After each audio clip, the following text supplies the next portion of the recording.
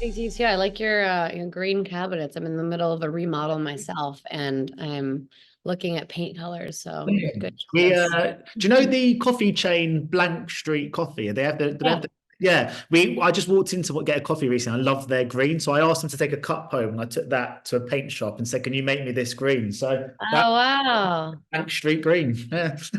I love that. Very smart.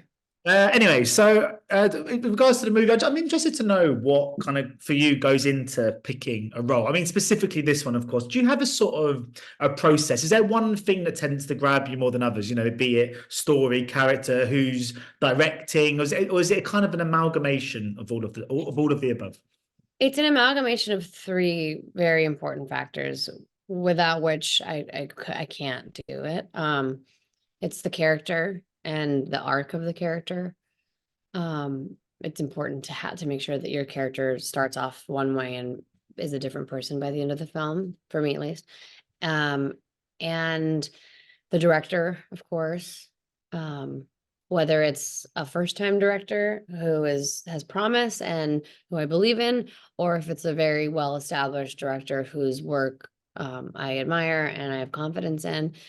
And of course, the script itself has to be a good script that I not only enjoy and have a very moving experience reading, but also could see other people having a reaction or like yeah, it's one thing to just like make a movie and be busy, and it's another thing to put all that time and energy into something and have people watch it. So the goal is for people to watch it. So that's what this movie had, all of those things, and it had an added element, which was obviously Aaron Eckhart, who I've been a fan of for years and years and years. I've followed his career from the very beginning. And I've really, between Aaron Brockovich and Harvey Dent and all the characters that he's played, I've always admired him from afar. And so when I had the opportunity to get to be on screen with him, I jumped at the opportunity between Rennie, Aaron, the character, the script was really fun. And so, yeah, Did so I Aaron chose. did Aaron live up to expectations? He is the most dedicated actor I have ever worked with. He lives and breathes the role, and you can see it on camera. I mean, I don't know. Did you say you had a chance to watch the film yet or no? Yeah, I saw it today. Yeah, I really enjoyed it. Yeah, I mean, he's fantastic in the movie. He's really, really good. He is the character. I mean, yeah, we spent a lot of time together, and he was everything I imagined and more. Because he's got a great action voice. He's got that kind of slightly gruff. I guess you kind of associate it's the sort of voice you'd expect someone like Batman to have, that kind of tonality. Mhm. When he shouts like cut, does Aaron just kind of keep up that kind of voice in between takes, or is it like, hi guys, should we go and have lunch? I don't remember what his voice, if it differentiated or not, to be honest. I But can't remember. But I was going to ask about Rennie because you mentioned about obviously picking projects, and obviously sometimes it can be a first-time filmmaker, sometimes it can be a sort of really kind of experienced kind of hand. And I did one interview already this year with another Canadian, Jacob Tremblay, who was working with a first-time filmmaker and saying that kind of there's something really interesting and fascinating about that kind of passion that comes from the really directors early on. But when you're making an action movie, Rennie is such a connoisseur of the kind of genre, and how important is it to have that trust in a filmmaker knowing you're in such safe hands with this material? Yeah, I mean, it's interesting you said the excitable passion that a first-time filmmaker has. That's what I was surprised Rennie had when I not only, when you meet with someone over, at the time it was over Zoom, we met over Zoom, when we were sort of interviewing each other, trying to decide whether we wanted to work with each other.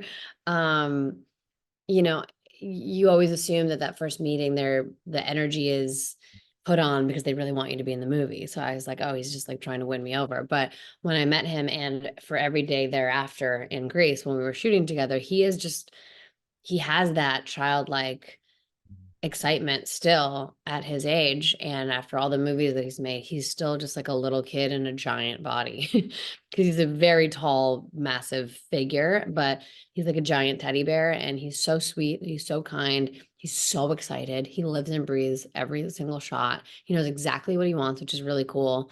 He doesn't do like 900 million takes. and for no reason. Like, he gets what he needs, and then when he gets it, he moves on. And so it was really, we never, I don't think we did overtime once, at least not when I was shooting. He was just like, we got it. Let's move on. Well, I know you directed a short a couple of years back. Do you have kind of do you harbour sort of ambitions to get to do more sort of directing, to maybe sort of do a feature length film one day? Yeah, for sure. Absolutely. Yeah, I think it just has to be the right thing. I had a lot of fun doing the short. I was surprisingly not as nervous as I thought I would be. Maybe the anticipation of it was nerve-wracking, but then once I got on set, everything kind of fell into place. I think that's because I've been on set so many times that it's just not like a new mysterious place that's full of fear and anxiety. It's just, sets are sets to me. Um, so yeah, I mean, I didn't direct myself. I was smart enough to know that the first time I did it, I should probably just focus on the one hat. Well, I produced it and wrote it too, but you know what I mean? Like, um, so yeah, I definitely want to do a feature film at some point for sure. And you obviously mentioned about going and shooting on location in Greece. How was that? I mean, I was interested to know, when you get to go and shoot in these incredible kind of places and to be on the coast and to be surrounded by this great food and culture, do you get to explore the area you shoot Yeah. in? Was it very much like you're on set and it's kind of like trailer to hotel to set? Or and on this instance, did you get to see much of Greece? I got really lucky on this one. Usually you do not get to see anything other than your hotel room and the set. No. But we for in two ways. We shot on real sets most of the time. Not real sets, sorry. We shot in real locations most of the film. We had very, very little in studio shooting. And so we got to see the city in that way because we were actually shooting in it. But also, um, Aaron is number one on the call sheet and it's his movie. I'm the female lead, but he's in every single scene of the entire film. So I don't think he saw anything except for his hotel room and the sets.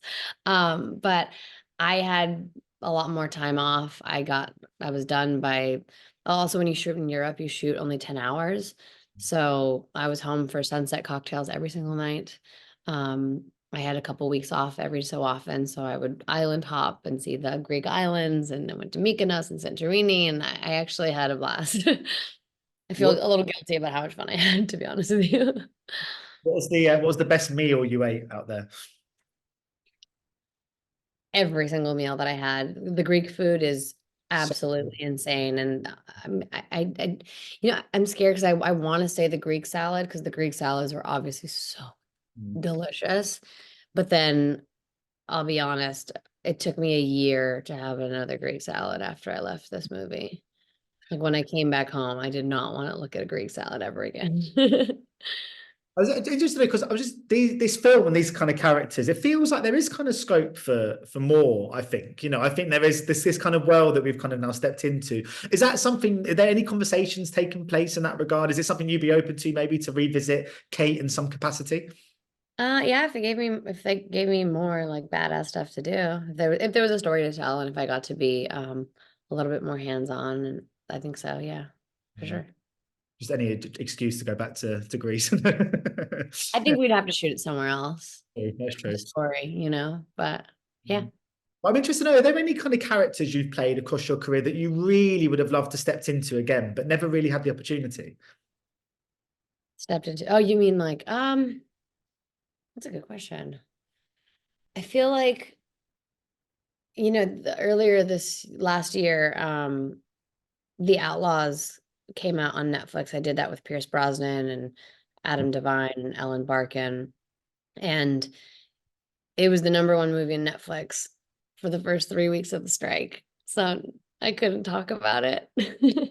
And then the strike happened and we've all forgotten about it since. But I would love to do a reboot slash I guess I would like a sequel of that, maybe like my character's honeymoon with Adam Devine and then the craziness that ensues there, because I think there's more story to tell and I think it'd be really, the movie was just so funny and it did so well. So I'd love to explore that a little bit more.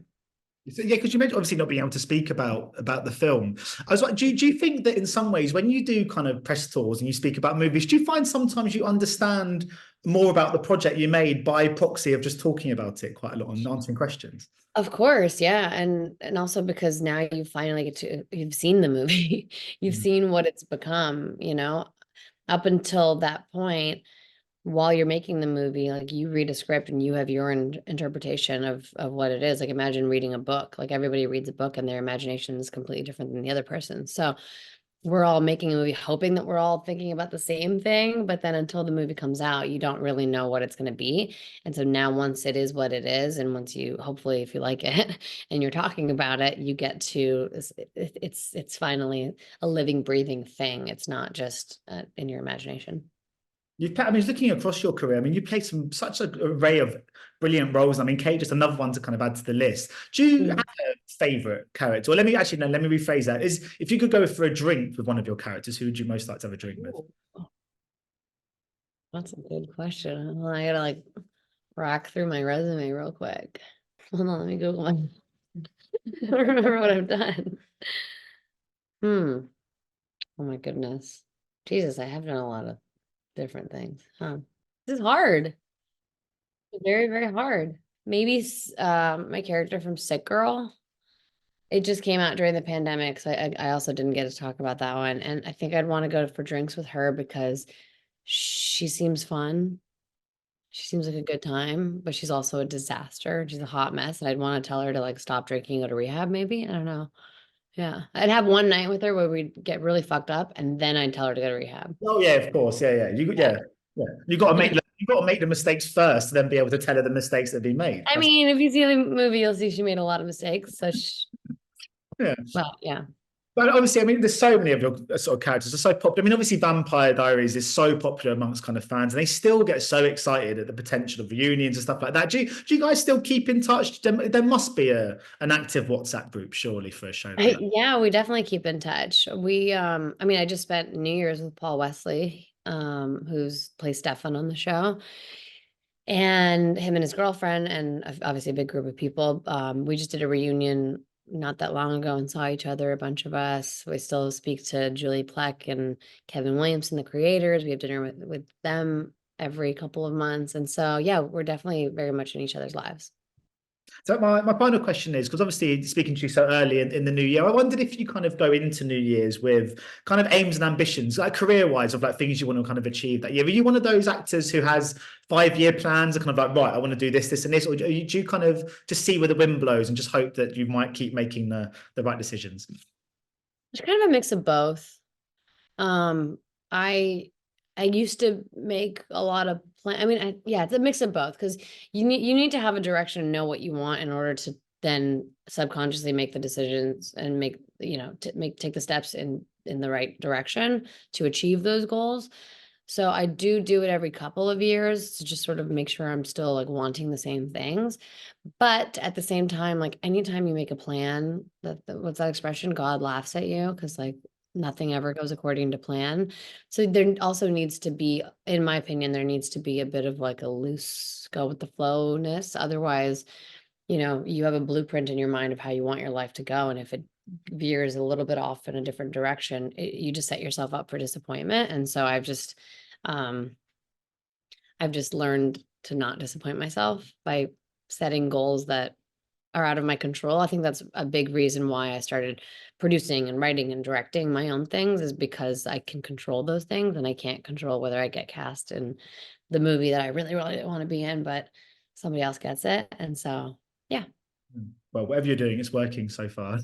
But thank you so Thanks. much for your time today. I'm going to make sure I watch Sick Girl now because that sounds like she sounds like one of my mates, to be honest. So I'm going to. Yeah, yeah. I mean, it's a good little film. We shot it in 10 or 11 days. It's a tiny, like $500,000, like tiny little indie movie. But I'm proud of it. It was a good film. Really, I'm going to watch it, but not right now, but this weekend. Have a You lovely. better watch it right now, right this second. With the release of this movie, anyway, and hopefully we'll catch up again one day. Cheers. Thank you so much. You too. I'll see you soon. Ladies and gentlemen, you're watching Hey You Guys! Hey, you guys! Hey you guys! Hey, that's what they all say. Hey, you guys! Hey, you guys!